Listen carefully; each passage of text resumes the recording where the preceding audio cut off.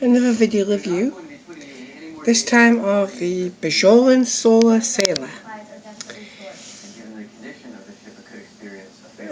The Bajorian Solar Sailor is believed to have been kind of Bajor's early spaceflight vessels. Basically, the ships would work via the use of solar winds and sunlight from the system, from a star. Of course, the ships weren't exactly that fast. They couldn't exactly manage warp. But in many ways, it's kind of interesting to imagine a ship, these kind of ships. Well, are they much like Earth sailing ships? But they go in space. It's quite fascinating. But I don't know how they really work in real life science, but then again, you never know. Actually pretty cool. In the episode Explorers, which is season 3 of Deep Space Nine, Benjamin Sisko learned about the solar sailors, and he built one because he wanted to see if a solar sailor could make it to the Denolius belt. Well, what he found out was actually a bit of a legend that a Bajorian Solar Sailor had actually made it all the way to Cardassian Prime. Well, of course, the Cardassian, of course, Gul Dukat tried to persuade Sisko from undertaking this little venture, but it didn't work. And Sisko, with his son, set out to pretty much prove that the Bajorians had actually reached Cardassia, or Cardassia under the Denolius belt. What actually happened, or what actually ended up happening, was that the Bajorians had a Bajorian solar sailor ship had actually reached Cardassia, but not by warp, not exactly by going the slow way. It turned out to have been kind of like tachyons in the Denolius belt that pushed the solar sailor into warp, and that's how it got to Cardassia. And the ruins of one such ship was found on Cardassia. So Sisko had actually managed to prove it, which pretty much humbled the Cardassians, because they tend to think of themselves as superior to everyone else. So onto the model.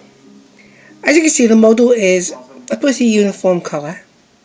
Kind of a dark goldenish, brownish kind of colour. I'm not entirely sure what kind of colour it is, but it is a nice little model. Now, I'm not going to take it out of the stand because this model is extremely fragile. It's very delicate, and it's actually scary to even touch it, for fear that something's going to slowly snap off. It's very fragile, as you can see. It's like very thin connections. This top sail, which I've finally managed to glue into place, is the worst culprit. It just pops right off. And it is a very nicely designed little model. There aren't that many details, but it's actually kind of looks kind of cute.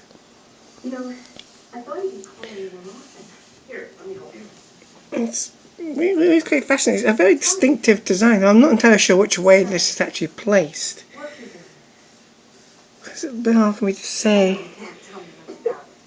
Oh, it's a pretty cool model. Another solar sailor will be seen in season 4, when a Bajorian from 200 years in the past reappeared. Apparently his solar sailor had sailed into the wormhole, and he believed himself to be the emissary of the prophets, but he wasn't.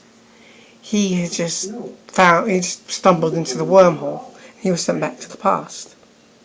After he almost sent Bajor back into a past which it really needed to move beyond.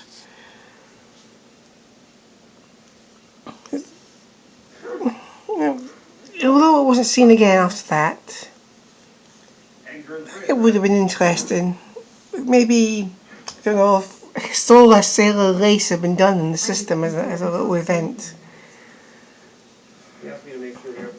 Maybe you can have a memorial race or something. But I guess with the war and that, such things wouldn't have been possible. Maybe after the war.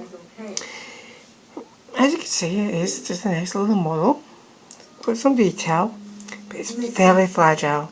The stand doesn't quite sit well. It's a bit wobbly.